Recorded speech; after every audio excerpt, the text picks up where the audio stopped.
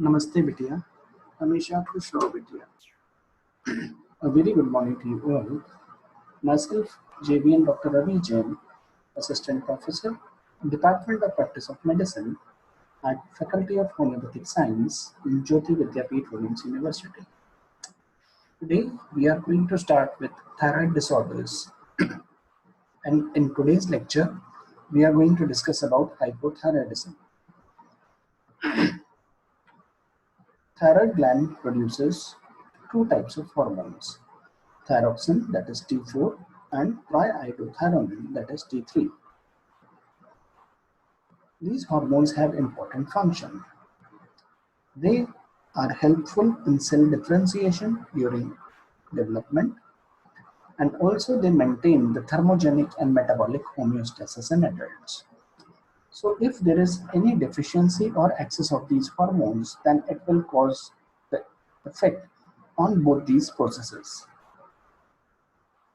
The thyroid is derived from the Greek word thyros, which means shield, plus eidos, which means form.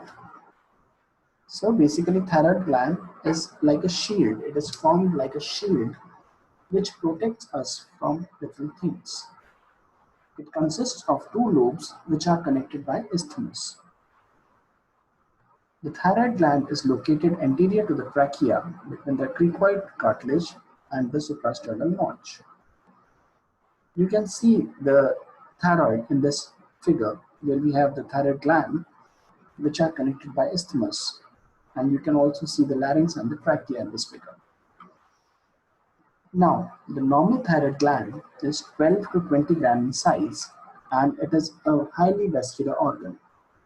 It is soft in consistency, and the recurrent laryngeal nerves traverse the lateral borders of the thyroid gland. The thyroid gland develops from the floor of the primitive pharynx during the third week of gestation. The developing gland migrates along the thyroglossal duct to reach its final location in the neck.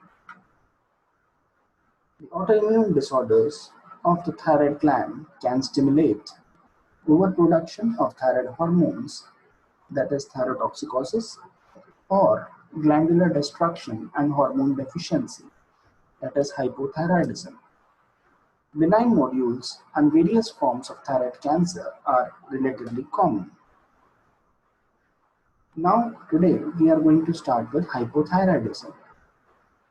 Hypothyroidism is a common condition with various causes, but the most common cause is autoimmune disease, that is Hashimoto thyroiditis, and thyroid failure following iodine 131 therapy, or surgical treatment of a thyrotoxicosis.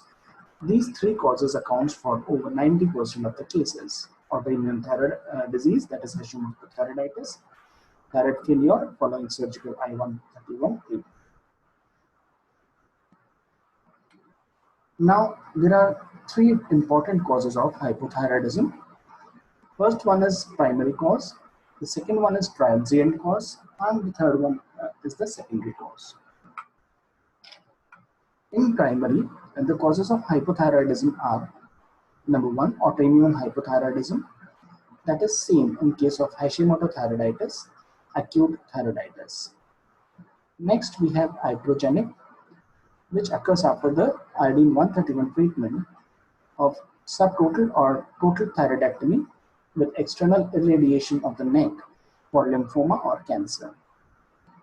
Third is the drugs. Administration of various antithyroid drugs can lead to primary hypothyroidism. Congenital hypothyroidism is the absence of or ectopic thyroid gland, dyshormonogenesis or TSH resistant mutation. Next, we have the iodine deficiency. Infiltrative disorders like amyloidosis, sarcoidosis, scleroderma, and Riedl's thyroiditis are other important causes. In transient, we have silent thyroiditis that includes postpartum thyroiditis. Next, we have subacute thyroiditis, that is withdrawal of thyroxine treatment in individuals with intact thyroid. after iodine 131 treatment or subtotal thyroidectomy for Graves' disease. And the third one is the secondary cause. The secondary cause of hypothyroidism includes hypopituitarism, that is tumors, pituitary surgery or irradiation, infiltrative disorders, Sheehan syndrome or trauma. Next we have hypothalamic disease, that is tumors, trauma, infiltrative disorders or idiopathic. Now, what are the symptoms of hypothyroidism? Symptoms of hypothyroidism includes tiredness, weakness. We have dry skin, feeling cold, hair loss, difficulty in concentrating and poor memory, constipation, weight gain with poor appetite. I will again repeat the symptoms: tiredness, weakness, dry skin, feeling of cold, hair loss, difficulty in concentration and poor memory, constipation and weight gain with poor appetite. Next we have dyspnea, hoarse voice, menorrhagia, later oligomenorrhea or amenorrhea. Next we have paresthesia and impaired hearing. The signs of hypothyroidism. In the signs we have dry coarse skin, cool peripheral extremities, puffy face, hands and feet, that is myxedema. Diffuse alopecia, we have bradycardia, peripheral edema, delayed tendon reflex relaxation, carpal tunnel syndrome, and serous cavity effusions. I will again repeat the signs: dry coarse skin, cool peripheral extremities, puffy face, hands and feet with myxedema, diffuse alopecia, bradycardia, peripheral edema, delayed tendon reflex relaxation, carpal tunnel syndrome, and serous cavity effusions.